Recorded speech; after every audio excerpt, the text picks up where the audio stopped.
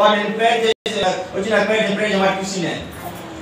ఆ ఊరు నీకు వద్దు వాటి మా భార్య గురించి చెప్పాను నేను చెప్పను పోవాలని చెప్పిన తప్ప నేను చెప్పను వాడు పాలు కూడా ఇచ్చాయి చెప్పను రా అని చెప్పిన నరికేస్తాను నీ వల్ల అయితే నరికి రా అని చెప్పినాను అన్ని చూసుకొని నిలబడినా అమ్మాయి చిన్ని కూడా తెలుసు చిన్ని మేము ఒకసారి మాట్లాడుకున్నాం అన్ని చూసి వచ్చే బైబిల్ పట్టిన రోజు ప్రాణభయం లేదు దేవుడికి సమర్పము నేను నీకు సమర్పించుకున్నాను నా కుటుంబాన్ని యావత్తు నేను సమర్పించుకున్నాను మా అమ్మాయి ఎంబీఏ ఎక్సెప్ట్ అవుతుంది మా అబ్బాయి బీకాం చెప్పిన మీరు ఏమైనా ఉద్యోగం అల్టిమేట్ లాస్ట్ ఫైనల్ గోల్ దేవుడి సేవ మహిమ కలిగిన సేవ హల్లెలూయా బిల్లి గ్రహాం అనే ఒక భయంకరమైన ఎవాంజలిస్ట్ అమెరికా దేశాన్ని కొన్ని కోట్ల మందికి సువార్త చెప్పాడు ఆ దైవజనుడిని ఒక అమెరికన్ ప్రెసిడెంట్ నిలబడాలంటే ఆయన వచ్చి ప్రార్థన చేస్తే చూస్తాడు సీట్లో అలాంటి గొప్ప వ్యక్తి ఆయన అపాయింట్మెంట్ అమెరికా ప్రెసిడెంట్ ఫోన్ చేస్తాడు అలాంటి వ్యక్తి అంటాడు సార్ మిమ్మల్ని మేము ప్రెసిడెంట్ గారు చేస్తున్నామంటే ఆయన అన్నాడు మీకు నా మీద కోపం ఎట్లా ఉంది నాకు ఎందుకే అమెరికా ప్రెసిడెంట్ అంటే లోకమే చూస్తుంది దానికి మించిన పోస్ట్ దేవుడు నాకు ఇచ్చినాడు సువార్తికుడు హల్లెలూయా హల్లెలూయా పిలిగ్రామ్ చెప్పాడు ఇంకా ఈ రోజు నువ్వు నేను ఏం చేసి ఉంటున్నాము మన ఊరికి కదా ఇరుములు మన ఊరు అక్కడ ఒక ఆమె ప్రేయర్కి వచ్చి నన్ను తీసుకొచ్చి తమిళనాడు నుంచి ఏం కావాలమ్మా మీకు ప్రేయర్ అన్నాను సార్ నేను అదేనా నాటమ్మ ఏదో అంటారు సర్పంచ్ నేను ప్రేయర్ ఆమె వచ్చి ప్రేయర్ చూసినా నీకు అవసరమా నువ్వు కుటుంబాన్ని సరిదిద్దుకోవాలి కానీ నువ్వు నాటామే వంకాయమే చెప్పేసి సర్పంచ్ చేసేసి లేదు సార్ బాగా చెప్పిన దాంట్లో నిలబడి బాగా చేయదు కాదు నిజంగా నీకు దేవుడు నీకు వేదన కనుక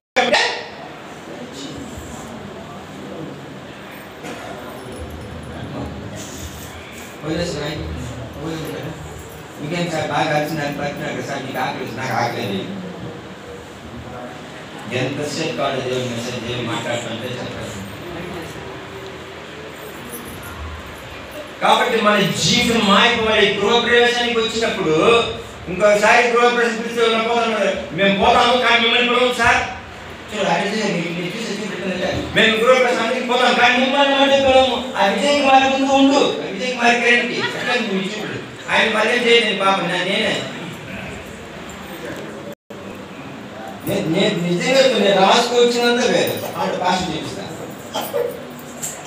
కంప్లీట్ డైవర్ట్ చేసిన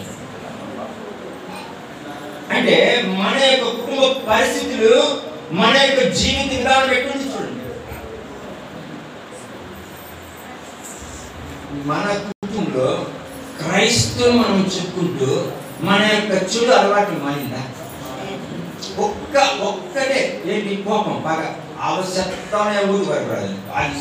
నేను శక్తిగా అది రాకూడదు నువ్వు శక్తి కఠిన భాష పడుకుంటావు నువ్వే చూస్తావు లేదు చూసే ఎందుకు వచ్చావు పో అని చెప్పి పడుకుంటావా కోపము ఈర్ష ద్వేష అసూయ పగ ఒకరు వాళ్ళు కట్టుకుంటే వాళ్ళు పచ్చకుంటే చూసే బాగుంటే చూడటం లేదు మనము మార్పు రావాలి మనకు మార్పు రానంత వరకు దేవుడు ఏ మాత్రం చేయదు